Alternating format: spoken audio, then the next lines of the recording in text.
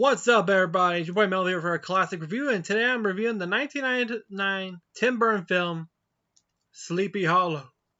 Released in November 19th of 1999, this film became a massive success and even won an Academy Award for Best Art Direction.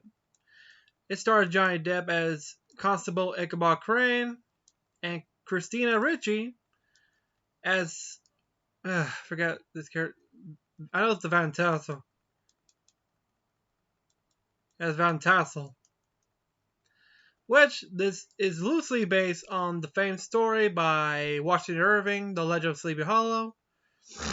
And yeah, you also have the other characters like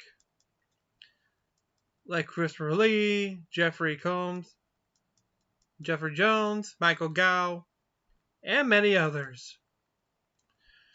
But before we begin, did you subscribe? Did you hit the bell? If so, what are you waiting for?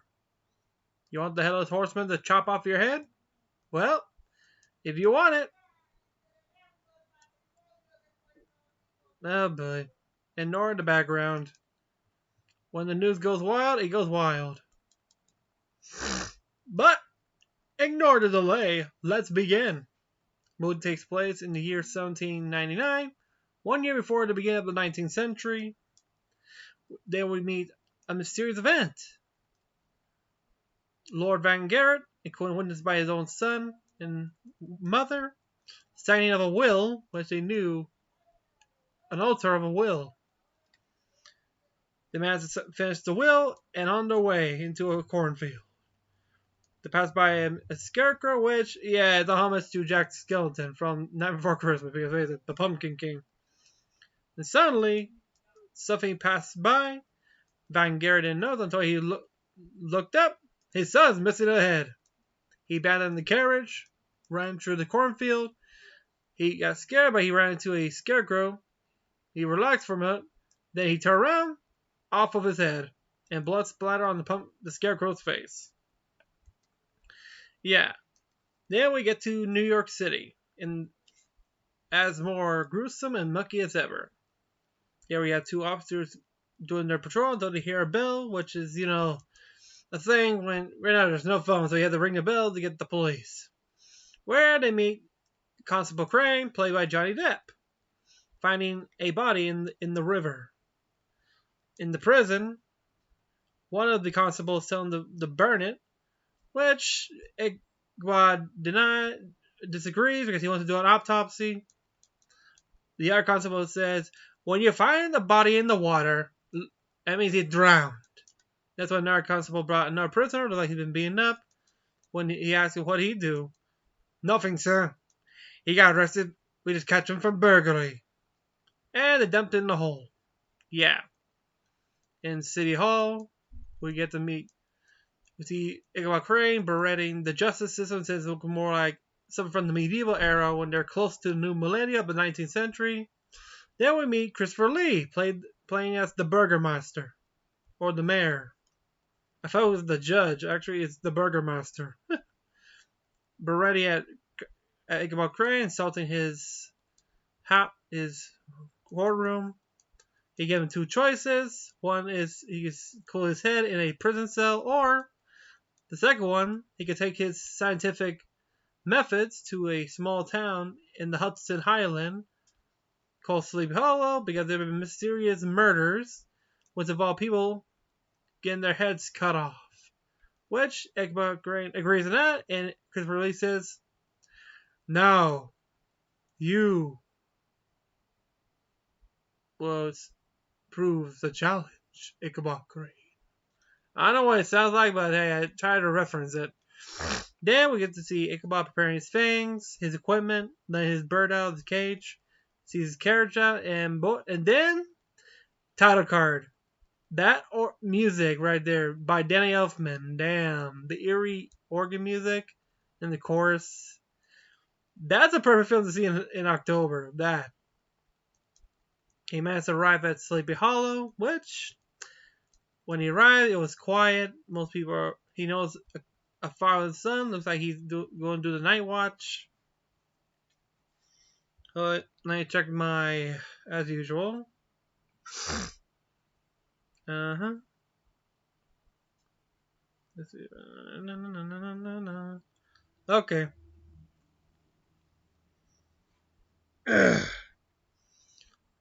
Sorry about that.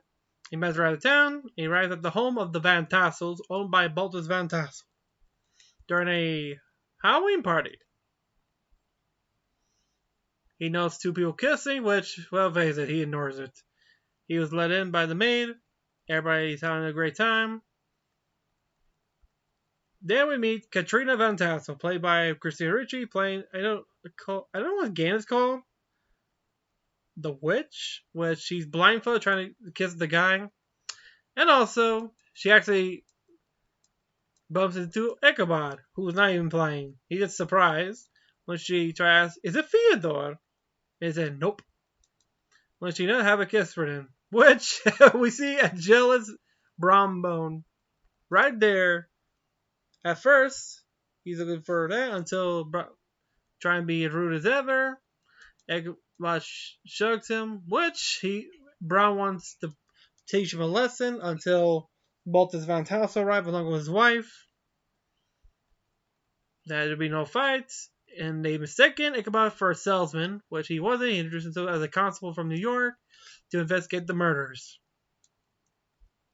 Which Lady Van Tassel welcomes him, and they're honored for his arrival. Soon after, he's led to his room, and he's welcomed to the study to meet the other town elders. We have the town elders, Baltus Van Tassel, the Dr. Thomas Lancaster, the Reverend Steenwick, Notary James Hardenbrook, and Magistrate Samuel Phillips. When the women left the room, that's when when Ichabod starts talking to them about what's been going on. The first two murders were Van Garrett and his son. Then was his wife, the widow Winstrip, also. All three decapitated with their heads chopped off.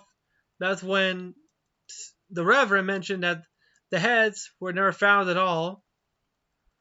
And then the notary, Hardenberg, said they were taken by the headless horseman to hell. This is when Ichabod says, what? Until Van Tassel told him to sit down because he has to know the whole story. That's when they told him the story about the headless horseman, which during the Civil War, he was a Hessian soldier from Germany, which, unlike his compatriots who wanted money and gold and fame, the Hessian loved carnage in battle. And when two forces collide, there you meet the Hessian.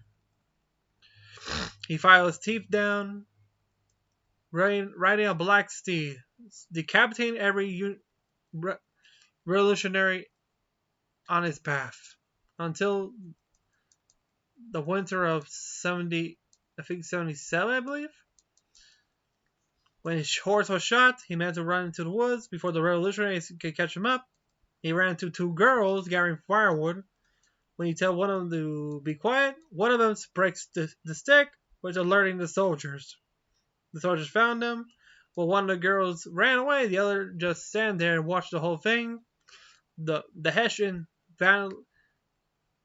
cut down the soldier one by one until he gets stabbed in the gut. Then one of the soldiers grabbed his own sword and decapitated the Hessian.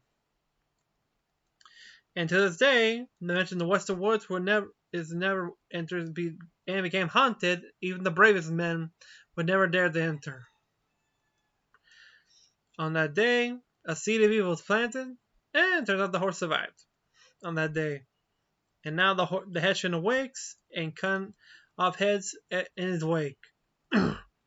That's when Crane starts to get nervous, but he shrugs off, saying he doesn't believe in superstition or anything paranormal, that the criminal is actually of flesh and blood. That's when Hardenbrook says, seeing is believing. That's when the Reverend mentioned that he brought some books of scientific investigation. That's when he brings the good book, the Bible, which contains the family trees of the Van Garretts and the Van Tassels. One night I think we meet Mr. Masbiff patrolling inside one of these cupboards. I think these are the type that shoots protective flocks from wolves. That's when he noticed a strange fog rolling in, cutting off the candles. And that's when he hears a horse, and then one single shot, and then hell breaks loose. He runs for his life until he gets decapitated by the horseman. And his head rolls to the ground, and you see his face showing fear. Oh boy. The next day, Ichabod is getting a horse named Gunpowder at the stable. That's when they learned they found another murder. And then the stable owner and him race to the scene, which he's trying to control the horse, Gunpowder. Ichabod managed to arrive, found the elders there as well, and found that his body there. He first kind of complained because they moved the body. He should never move the body. He started to retrace the steps of what happened. And also, he first examined the body, the neck, the cut from the neck, which had been blistered, as if the sword was heated from a burning furnace, which the magistrate mentions the devil's fire, which, yeah. During the funeral, we meet his son, young Mastiff. When Ichabod told him he should be with his mother, he mentioned that his mother passed away a long time, so he has nobody. So he's actually he told he would serve Ichabod until he avenged his father's death. Which, yeah, that's when Master A. Phillips mentioned about the murders. He mentioned that there were only 4 bodies in 3 coffins. 4 victims in 3 graves. Ichabod was curious, so he examined everybody until he noticed the body of the widow Winship. There was a cut on her stomach, so he had her body taken to the doctor, had an examination. He started examining until the elders were waiting outside. The reverend said, "What in God's name you did to her body?" Ichabod mentioned that they're doing with a madman because widow Winstrip was with child. She was pregnant at the time, so it was a double kill. During the night, Ichabod was returning back to the men's house for a stay until he noticed some strange things. That's when he passes the bridge, he spotted the Headless Horseman. Or was it? He gets chased until he gets hit by a pumpkin, where it turns out to be a prank by Brombone. He faints, and then he has a flashback when he was a child, looking at his mother. And then we get back, where he meets Katrina, mostly talking to her. That's when he started to investigate more onto the matter of what's going on between the Van Gerets and the Van Tassels. During the whole time, he's trying to examine what's going on. The next person he's going to check is the Magistrate Phillips, when he's actually about to run away. He already packed during a night. He was actually fighting with the other elders, so he packed out and about to leave. Ichabod intersects him. If he asks for help, Magistrate Phillips tells him that he's not the father, because he knows who the father is, but before he can tell, a strange eerie wind blows and the fog starts to separate until he realizes it's the horseman. That's when Ichabod saw with his own eyes the Headless Horseman. Magistrate Phillips tries to run uphill, but to no avail. He gets decapitated. And tell you, okay, here's a fun fact. The trick to have when he gets decapitated is the type of mechanism that, this is actually a prop where they have, the body joined with electric so he can collapse like it was a normal human body. Yeah. And the head starts rolling to the ground, right into Ichabod's lap. And then the horseman comes charging, stabs the head with the sword, and runs into the night until Ichabod faints to the ground. Back at the Van Tassel residence, everybody was wondering what happened until Ichabod right there, freaking out.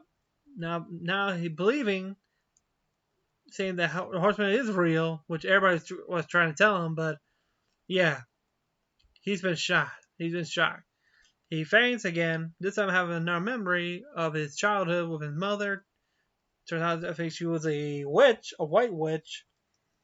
But fortunately, his father, Lord Crane, who was a religious type, had her killed for performing witchcraft in the Iron Maiden, which, if you hadn't noticed, Crane has these marks on his hand, which are spikes from the Maiden when he saw his mother in the Iron Maiden. When it popped open, she's covered in holes from the spikes. During his investigation, he's pacing back and forth until he plans to go to the Western Woods where the horseman is buried. Which, yeah, the only one who volunteered was Masbeth, since the rest were scared as shit. When they went to the Western Woods, when they went to the Western Woods, they thought they were being followed until they realized it was Katrina following them. Then she joined. Then he encountered the cave where a witch lives. That's when he encountered the witch. He asks her if he know about the Hessian witch. Turns out she tells him what's going on. And before that, she starts to get possessed because she's chained herself to the wall to make sure he won't get harmed. As she got possessed by the Hessian, warning them that he's on the move and more will be going soon. He leaves, which they made it to the resting place of the Hessian, for now a tree on top. That's when they dug a grave. That's when Ichabod dug the grave of the Hessian. That's when he noticed he's missing his head. He knows the grave has been disturbed, so he dug the ground. Which turns out somebody stole the horseman's head. Now he's cutting heads to replace his old head. That's when he noticed the tree bleeding. That's when he grabbed an axe and cut the tree. And lo and behold, he found the heads. Literally, a bunch of heads inside the whole thing. That's when the wind starts to blow again. This time, that's when Massman noticed the weeds grabbing the horseman's body. Oh boy, he's back. This time he has a new target. We get to meet the owner of the horse corral and his wife. And guess what? They're the next in the list. He managed to the horseman breaks through the door. He managed to fight the horseman until he got killed and got his head cut off. The next was the mother, who had to hide her child under the floorboards. As the horseman opens the door, he sees her and cuts her head off. As the child sees her mother's head lands in the ground. Then the horseman is about to leave until the child made a noise, which the horseman heard it, starts to break every floorboard until he grabbed the child and killed him as well. Ichabod arrive, including Bron Bone. They see the horseman with the bag of heads in his possession. They try to stop him, and it didn't work. Man to the bridge until the horseman jumps out of nowhere, stabs Ichabod in the gut, throws him in the air, and then sliced Brom in half, killing him instantly. Now we get another flashback of Ichabod witnessing his father coming out of a door from a church, which actually is a torture room where his mother's locked in the Iron Maiden, bleed to death. He wakes up, and it was a miracle that he survived his wound, which, yeah, that's when everybody started to question him, that he should leave because of him, more deaths have been occurring. That's when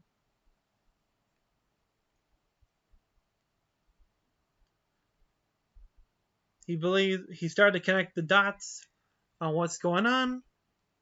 First, he examined the depths of the Van Garrett's, where because of the inheritance. Then, when they that's when they go to the notary. They found Hardenberg hiding in the cupboard until they found the sash where Mathman recognized his father's sash.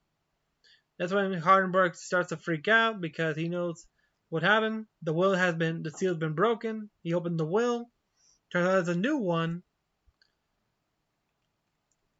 which revealed that Mathman's father was the witness to the signing of the new will. And also he put things together that because Mastery Phillips kept the secret of the pregnancy because he upholds the law. The crowd, the woman, the wife of the stableman knew of the pregnancy because she knew about the pregnancy as well, which leads to a new next of kin, Baltus Van Tassel as the prime suspect. Back at the estate, Katrina knows she believes Ichabod thinks she believes Ichabod believes that Baltus Van Tassel is the prime suspect. She gets pissed off and took the evidence and burned it in the abandoned cottage, which is now in ruins, burning it. Back at the home, he started to piece together what's going on. That's when everybody's had a meeting at the church, which, yeah. That's when the horsemen arrive. Everybody barricades themselves in the church. That's when Reverend Steenwick, along with the doctor, fight over Baltus because he's the one that the horseman wants. That's when everybody starts to shoot at the horseman, barricading themselves inside. That's when Baltus starts to get defensive by grabbing his pistol. One of them,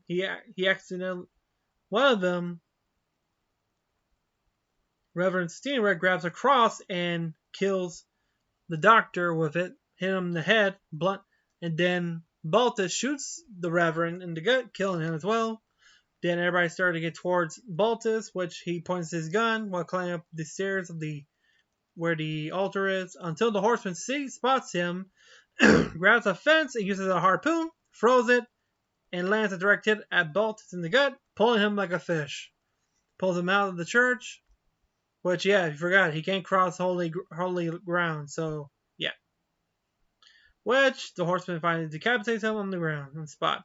That's when Ichabod knows the pentagram on the ground, which it turns out Katrina made that pentagram, which he believed it was Katrina who was the prime suspect. While she was resting in bed, Ichabod concluded his investigation, which Master doesn't believe that she was the murderer, but there was no other choice. Ichabod is about to leave until he knows something weird. He knows the bodies of Baltus and his wife. Yeah, I forgot that she was killed in the garden. That's why he knows that when he examined the bodies of both of Mrs. Van Tassel, when this cut was made, this woman was already dead. That means this ain't the body of Mrs. Van Tassel. When Katrina was walking to the kitchen, she spots her mother alive, and she says, "Dear daughter, have I missed you? Looks like you've seen a ghost." And then she faints. Matthew follows Miss Van Tassel and take Katrina to an abandoned windmill. That's when it turns out she's the one who has the head of the horseman, because she's acting her revenge on not just the Van Garretts, but also Van Tassel because of will. Because the Van Garretts forced him into abandonment. She and her sister, because her mother practiced witchcraft, they were left alone and starving in the middle of the western woods until the day when she saw the Hessian soldier, and she was the one who broke the stick, alerting the soldiers. But she knew she need with the power of the horseman, she could use him to exact her revenge on those who did her wrong. Soon, one by one, she started killing everybody, but also other people as well, like the maid, using her body as a double, so no one know that she was still alive. So she used that as a double. But sorry about the sneeze. After that, Katrina knew this was going to happen. That's when she summoned the horsemen, and the horsemen was up to come. Ichabod managed to arrive. Before they can escape, the horseman arrives, which, massive chase. Ichabod managed to ignite some mold powder in the window, which caused an explosion. But the horseman survived. A massive chase ensues in the western woods. A carriage versus a horse ride, which, yeah, you ever see that fight on the top of the carriage? Yeah, that's pretty cool. They manage to get on the horse, separate the horse from the carriages, and then the horseman goes flying and then the carriage crashes into him. But he survives. When they arrive at the tree, that's when Mrs. Van Tassel pulls out a pistol and shoots at Ichabod. She grabs Katrina and shows her to the horseman, saying, here's your sacrifice. Take her head. But managed to knock her out. The horseman grabs Katrina when he's about to cut her head off. That's when Ichabod manages to grab his actual head and tells him, "Horseman!" He looks, lets Katrina go, catches his head, and puts it back on. When we get to see the most damn reconstruction of his face, literally, when he put the skull, that's when the skull mouth's supposed to move all the veins, everything. Damn, that is pretty dope. And then we got the horseman, and it's creepy as ever. First staring at them, that's when he went back to his horse, and then he picked up Mrs. Van Tassel. That's when she woke up. She looked up. Oh boy, he just giving her the look. That's when she's about to scream. He kisses her. Well, actually, he didn't kiss her. He just bite her tongue, ripped her tongue, because you can tell she has blood in her. She has blood on her face. So technically, he just ripped her tongue out with his own teeth, and he rode his steep into the hole in the tree, right back to hell, along with taking Mrs. Van Tassel with her. They has arrived with her screaming. As the tree stopped, you can see her hand right there slowly move, and then Ichabod faints. Right there. Really. Slowly, after that, they make their way back to New York, and soon after, Katrina and Ichabod are together, and they arrive at New York during the new millennia of the 19th century, and that was Sleepy Hollow. And tell you the truth, this was a good movie, actually. From all the Sleepy Hollow movies, okay, you have the original Disney one, you have a couple of TV films, cartoons. This one is a pretty good one of telling the story. And Tim Burton nailed it right out of the park. But let me know what you think of the movie. Did you like it? What was your favorite scene of the movie? And let me know in the comments down below. Remember to subscribe, hit the bell, like this video. I'll see you next time. See ya.